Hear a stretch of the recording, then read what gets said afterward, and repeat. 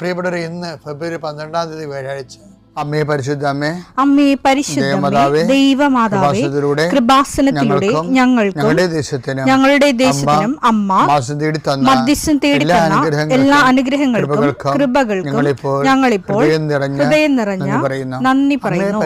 അമ്മേ പരിശുദ്ധമേ, ദൈവമാതാവേ, 2004 ഡിസംബർ 7 ഉച്ചകഴിഞ്ഞ് 2:30 കൃപാസനത്തിൽ സംഭവിച്ച അമ്മയുടെ പ്രത്യക്ഷപ്പെടലിനെ കുറിച്ച് തിരുസഭയ്ക്ക് സമർപ്പിച്ചിരിക്കുന്ന പഠനരേഖകളുടെ മേൽ സഭാത്മകമായ പഠനം ആരംഭിക്കുവാൻ ഞങ്ങൾ പ്രാർത്ഥിക്കുന്നു. അമ്മേ പരിശുദ്ധമേ, ഭൂസ്വർലോകങ്ങളുടെ രാജ്ഞിയായ അങ്ങേയ്ക്ക് ഭൗമസംരക്ഷണത്തിനായി പ്രപഞ്ചപ്രകൃതിയെ തന്നെ തിരുസഭ പ്രതിഷ്ഠിക്കുവാൻ ഈ പ്രത്യക്ഷീകരണം വഴി ഇടയാക്കണമേ. പരിശുദ്ധമേ, ജപമാല മാതാവേ, സകല കൃപാസനം പ്രാർത്ഥനയോടും ചേർത്ത് ഞങ്ങളിപ്പോൾ പ്രാർത്ഥിക്കുന്ന ഈ കുടുംബത്തിന്റെ പ്രത്യേക നിയോഗം പറ മക്കളെ.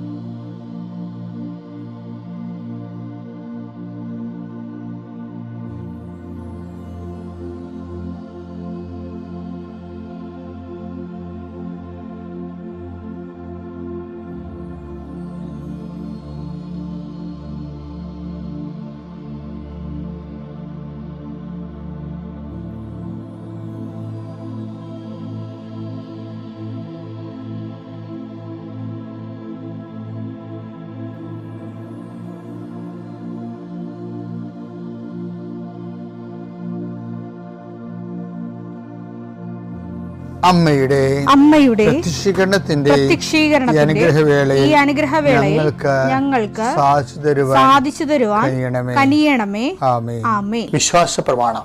സർവശക്തനായ പിതാവും ആകാശത്തിന്റെയും ഭൂമിയുടെയും സൃഷ്ടാവുമായ ദൈവത്തിൽ ഞാൻ വിശ്വസിക്കുന്നു. അവിടുത്തെ ഏകപുത്രനും ഞങ്ങളുടെ കർത്താവുമായ ഈശോമിശിഹായിലും ഞാൻ വിശ്വസിക്കുന്നു. ഈ പുത്രൻ പരിശുദ്ധാത്മാവിനാൽ ഗർഭസ്ഥനായി കന്യകാമറിയത്തിൽ നിന്ന് പിറന്ന് പൊന്തിയോസ് പീലാത്തോസിന്റെ കാലത്ത് പീഡകൾ സഹിച്ച് കുരിശിൽ തറയ്ക്കപ്പെട്ട് മരിച്ച് അടക്കപ്പെട്ട് പാതാളങ്ങളിൽ ഇറങ്ങി മരിച്ചവരുടെ ഇടയിൽ നിന്ന് 3-ാം നാൾ ഉയർത്ത് സ്വർഗത്തിലേക്ക് എഴുന്നള്ളി സർവശക്തിയുള്ള പിതാവായ ദൈവത്തിന്റെ വലതുഭാഗത്തിരിക്കുന്നു. അവിടെ നിന്ന് ജീവിക്കുന്നവരെയും മരിച്ചവരെയും വിധിക്കുവാൻ വരുമെന്നും ഞാൻ വിശ്വസിക്കുന്നു. പരിശുദ്ധാത്മാവിലും ഞാൻ വിശ്വസിക്കുന്നു. വിശുദ്ധ കത്തോലിക്കാ സഭയിലും പുണ്യവാന്മാരുടെ ഐക്യത്തിലും പാപങ്ങളുടെ മോചനത്തിലും ശരീരത്തിന്റെ ഉയർപ്പിലും നിത്യമായ ജീവിതത്തിലും ഞാൻ വിശ്വസിക്കുന്നു. ആമേൻ. സ്വർഗ്ഗസ്ഥനായ ഞങ്ങളുടെ പിതാവേ, അങ്ങയുടെ നാമം പൂജിതമാകണമേ. അങ്ങയുടെ രാജ്യം വരണമേ. അങ്ങയുടെ തിരുമനസ് സ്വർഗത്തിലെ പോലെ ഭൂമിയിലും ആകണമേ. അന്നു വേണ്ടുന്ന ആഹാരം ഇന്ന് ഞങ്ങൾക്ക് തരണമേ. ഞങ്ങളോട് തെറ്റ് ചെയ്യുന്നവരോട് ഞങ്ങൾ ക്ഷമിക്കുന്നത് പോലെ ഞങ്ങളുടെ തെറ്റുകൾ ഞങ്ങളോടും ക്ഷമിക്കണമേ. ഞങ്ങളെ പ്രലോഭനത്തിൽ ഉൾപ്പെടുത്തരുതേ, തിന്മയിൽ ഞങ്ങൾ രക്ഷിക്കണമേ. ആമേൻ. നന്മ നിറഞ്ഞ മറിയമേ, സ്വസ്തി. കർത്താവ് അങ്ങയുടെ കൂടെ സ്ത്രീകളിൽ അങ്ങ് അനുഗ്രഹിക്കപ്പെട്ടവളാകുന്നു. അങ്ങയുടെ ഉദരത്തിൻ ഫലമായി ഈശോ അനുഗ്രഹിക്കപ്പെട്ടവനാകുന്നു. പരിശുദ്ധ മറിയമേ, തമ്പുരാന്റെ അമ്മേ, പാപികളായ ഞങ്ങൾക്ക് വേണ്ടി ഇപ്പോഴും ഞങ്ങളുടെ മരണസമയത്തും തമ്പുരാനോട് അപേക്ഷിക്കണമേ. ആമേൻ. കർത്താവേ, നിന്റെ ഉന്നതമായ നാമത്തിന് സ്വസ്ത്രം ചെയ്യുന്നു. കർത്താവേ, നിന്റെ വിശുദ്ധ പൗരോഹിത്യത്തെ മഹത്വപ്പെടുത്തണമേ. കർത്താവേ, 40 വർഷം ഞാൻ അർപ്പിച്ച കുർബാനയുടെ യോഗ്യതയാണ്. കൃപാസനത്താറെ ജീവനോടെ പ്രത്യക്ഷപ്പെട്ട പരിശുദ്ധ അമ്മയുടെ മാധ്യസ്ഥത്തിൽ ഞാൻ മക്കളെ ഈശോ നാമത്തെ ആശീർവദിക്കുന്നു. ഈശോ ഇന്നീ പ്രാർത്ഥനയുടെ കുരിശിൻ്റെ ഒരു ആശീർവാദം കിട്ടിയിട്ട് തങ്ങളുടെ ജീവിതത്തിൻ്റെ ഉത്തരവാദിത്തങ്ങൾക്ക് പോകാൻ ആഗ്രഹിക്കുന്നവരെയാണ് ഈശോ ഞാനിപ്പോൾ പ്രധാനമായിട്ട് ഓർക്കുന്നത്. ഇന്നത്തെ യാത്രകളെല്ലാം ഞാൻ ആശീർവദിക്കുന്നു. നിൻ്റെ ഓരോ സംസാരവും നീ ആരോടൊക്കെ നിന്ന് സംസാരിച്ചാലും അതെല്ലാം നിനക്ക് അനുകൂലമായി വരാൻ ഞാൻ ആശീർവദിക്കുന്നു. നീ രേഖകൾ ഒപ്പിടുമ്പോൾ കർത്താവിൻ്റെ ആശീർവാദം ഞാൻ നിനക്ക് നൽകുന്നു. നീ ഒരു പുസ്തകം വായിക്കുമ്പോൾ, നീ എഴുതുമ്പോൾ, നീ ഒരു രേഖ കൈമാറുന്നത് എല്ലാ പ്രക്രിയകളെയും കർത്താവിൻ്റെ നാമത്തിൽ ഞാൻ ആശീർവദിക്കുന്നു. നീ ഇന്ന് ആശുപത്രിയിലാണ് പോകണമെന്നുണ്ടെങ്കിൽ നിൻ്റെ ഡോക്ടർ നിൻ്റെ വിഷയങ്ങളെല്ലാം കേൾക്കുകയും കൃത്യമായ മരുന്ന് നിനക്ക് നിശ്ചയിച്ച് തരികയും കൃത്യമായ പ്രിസ്ക്രിപ്ഷൻ നൽകുകയും നല്ല ഡയഗ്നോസിസ് നടക്കാൻ വേണ്ടി, ഷാർപ്പ് ഡയഗ്നോസിന് വേണ്ടി എല്ലാ രോഗികളെയും ഈശോ നാമത്തിൽ ആശീർവദിക്കുന്നു. കർത്താവേ, നീ കഴിക്കുന്ന ഭക്ഷണം ഇന്ന് നീ ചിലപ്പോൾ പ്രാർത്ഥിക്കാതെ കഴിക്കാമായിരിക്കും, പെട്ടെന്ന് കഴിക്കുമായിരിക്കും, സാരമില്ല.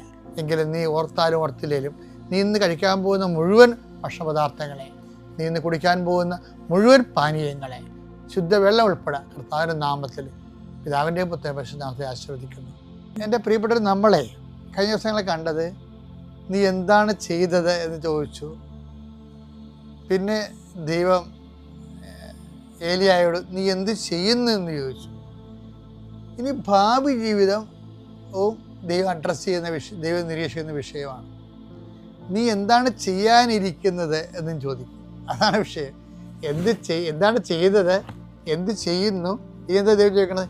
എന്താണ് നീ ചെയ്യാനിരിക്കുന്നത്? ഇപ്പം ഭാവി നീ എന്താണ് ചെയ്യാനിരിക്കുന്നത്?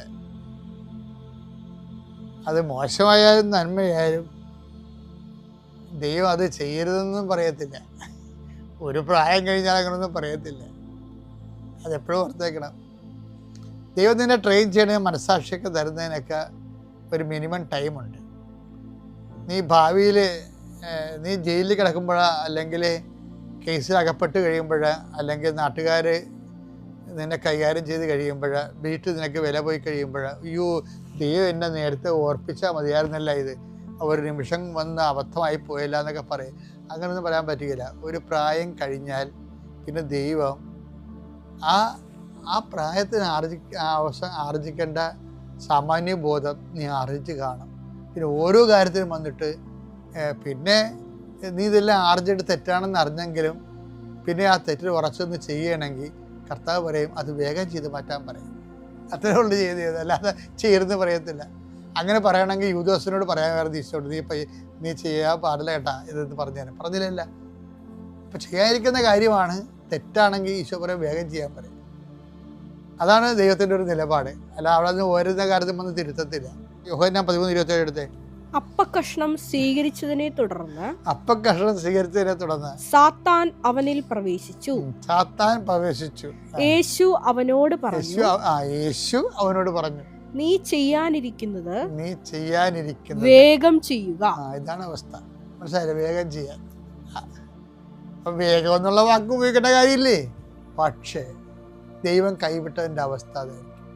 എല്ലാ ദുരന്തവും വേഗമായിരിക്കും. ദൈവം കൈവിട്ടതിൻ്റെ അവസ്ഥ അതായിരിക്കും. നിങ്ങൾ ആത്മഹത്യയൊക്കെ ചെയ്തിട്ട് ഡിപ്രഷനാണ്, ഭ്രാന്താന്നൊരു കാര്യമൊന്നുമില്ല. ദൈവം കൈവിട്ടവനെ ആരും ആത്മഹത്യ ചെയ്യത്തില്ല. ഇപ്പോൾ പുതിയ ശാസ്ത്രമൊക്കെ മനഃശാസ്ത്രമൊക്കെ ഇറങ്ങിയിട്ട് ഓരോരോ എഴുതി തള്ളലല്ലേ. ഇത് ദൈവം തള്ളുവാ. ഇത് ബൈബിൾ ആത്മഹത്യ ചെയ്തിരിക്കുന്ന ആൾക്കാരുടെ എണ്ണം നോക്കിയേ. എല്ലാ എണ്ണന്മാരും ദൈവം കൈവിട്ട കക്ഷികളായിരിക്കും. ഇപ്പം നമ്മൾ പറയും അത് മാനസിക രോഗമാണ്, ഡിപ്രഷനാണ്, ഭയങ്കര സമ്മർദ്ദമാണെന്നൊക്കെ പറയും. ഇപ്പം അങ്ങനെ സമ്മർദ്ദമാണ്, പിന്നെ പ്രൊട്ടക്ഷൻ്റെ ആവശ്യമില്ല. ദൈവം പ്രൊട്ടക്റ്റ് ചെയ്യുന്നില്ല. സമ്മർദ്ദം എന്ന് പറയുമ്പോൾ സമ്മർദ്ദം ആത്മഹത്യ എന്ന് പറഞ്ഞാൽ പിന്നെ പ്രൊട്ടക്ഷൻ അവിടെ പോയി. അപ്പോൾ ദൈവം പ്രൊട്ടക്റ്റ് ചെയ്തില്ലെന്നാണ്. ദൈവം എന്തുകൊണ്ടാണ് പ്രൊട്ടക്റ്റ് ചെയ്യാഞ്ഞത്? ദൈവം പ്രൊട്ടക്റ്റ് ചെയ്യാഞ്ഞത് ദൈവത്തിന് അവിടെ ഓപ്ഷനില്ല. ദൈവം കൂടെ സഞ്ചരിച്ച ഒരാളാണ് യൂദാസ്. എന്നിട്ടും കർത്താവിനെ അയാൾ സ്വീകരിച്ചില്ല. പിന്നെ അവൻ എന്ത് ചെയ്യണം? അവൻ ചെയ്യാനുള്ളത് വേഗം ചെയ്യണം. അതൊരു നിലപാടാണത്. അപ്പോൾ ഭാവിയിൽ ചെയ്യാനിരിക്കുന്ന കാര്യങ്ങൾ തിന്മയെങ്കിലും ദൈവത്തിൻ്റെ രീതി വേഗം ചെയ്ത് മാറ്റാനാണത്. അല്ലാതെ മകനെ ചെയ്യല്ലേ മകനെ, കർത്താവിനെ ഒറ്റിക്കൊടുക്കുന്ന കാര്യമായാലും പറയും, കർത്താവ് പറയും വേഗം ചെയ്ത് മാറ്റാൻ പറയും. എന്താ കാര്യം? ആ സാത്താൻ അവൻ പ്രവേശിച്ചിരിക്കുകയാണ്. അവൻ ദൈവത്തെ തള്ളിക്കളഞ്ഞു. സാത്താന് അവസരം കൊടുത്തു. സാത്താന് നിങ്ങൾ അവസരം കൊടുക്കരുത്. എഫേസ്യോസ് 4:27. സാത്താന് നിങ്ങൾ അവസരം കൊടുക്കരുത്. അതാണ് വിഷയം. സാത്താന് നിങ്ങൾ അവസരം കൊടുക്കരുത്. കാര്യം അവനാണെങ്കിൽ അവസരം തിരക്കുണ്ടാക്കുന്ന കക്ഷിയാണ്. ആരെ വിഴുങ്ങണമെന്നറിയാതെ പത്രോസ് പറയുന്നുണ്ടല്ലോ. അത് 1 പത്രോസ് 5:8. നിങ്ങളുടെ ശത്രുവായ പിശാച് അലറുന്ന സിംഹത്തെ പോലെ ആരെ വിഴുങ്ങണമെന്ന് അന്വേഷിച്ചുകൊണ്ട് ചുറ്റി നടക്കുന്നു. അപ്പൊ ഈ യൂദാസിനെ സംബന്ധിച്ചിടത്തോളം ഇങ്ങനെ ചുറ്റി നടന്ന് പകുതിയും വിഴുങ്ങി, സാത്താൻ അയാളെ വിഴുങ്ങിയ സ്ഥിതിക്ക് പിന്നെ ദൈവത്തിന് അയാളെ ആവശ്യമില്ല. അതാണ് ഈശോ പറയണത്, നീ ചെയ്യാനുള്ളത് വേഗം ചെയ്യാൻ. ഇപ്പം ദൈവം നമ്മളെപ്പോഴും ഓർത്തേക്കണം, ഓരോരോ വിഷയത്തിൽ ദൈവം വന്നിട്ട് അത് ചെയ്യരുത് ഇത് ചെയ്തെന്ന് പറയത്തില്ല. നിനക്ക് സാമാന്യ ബുദ്ധിയും ബോധമൊക്കെ ആയി കഴിഞ്ഞാൽ അത് ദൈവത്തിൻ്റെ ബോധം തന്നെയാണ്. പിന്നെ ചെയ്യണ തെറ്റും ശരി നിനക്കറിയാവുന്നുണ്ടെങ്കിൽ പിന്നെ തെറ്റ് ചെയ്ത് കഴിഞ്ഞാൽ അതിൻ്റെ പൂർണ്ണമായ ഉത്തരവാദിത്വം നിനക്കാണ്. ഇങ്ങനെ കുറേ കാലം മനഃപൂർവ്വം വെട്ടിപ്പും തട്ടിപ്പും സമാധാനം കെടുത്തൊക്കെ ചെയ്ത് കഴിഞ്ഞാൽ കുറച്ച് കഴിയുമ്പോൾ ഈ സാധനം തിരിച്ചു വരും. തിരിച്ചു വരുമ്പോൾ ആരും ഉണ്ടാകത്തില്ല. കർത്താവിൻ്റെ നിലപാട് തന്നെ കണ്ടില്ല, ചെയ്യാനുള്ളത് വേഗം ചെയ്യാൻ, ആത്മഹത്യ ആണെങ്കിൽ ആത്മഹത്യ വേഗം ചെയ്ത് മാറാൻ പറ്റും. അങ്ങനെ യുവദാസ് പോയി ആത്മഹത്യ ചെയ്തത്. അപ്പോൾ ഭാവി കാലങ്ങളും ദൈവം നിരീക്ഷിക്കേണ്ട ഒരു വിഷയമാണ്. ഭാവി കാലങ്ങളിൽ ചെയ്യാനിരിക്കുന്ന കാര്യങ്ങൾ ദൈവത്തിന് നിരക്കുന്ന കാര്യങ്ങളാകാൻ വേണ്ടി നമ്മൾ ശ്രദ്ധിക്കണം.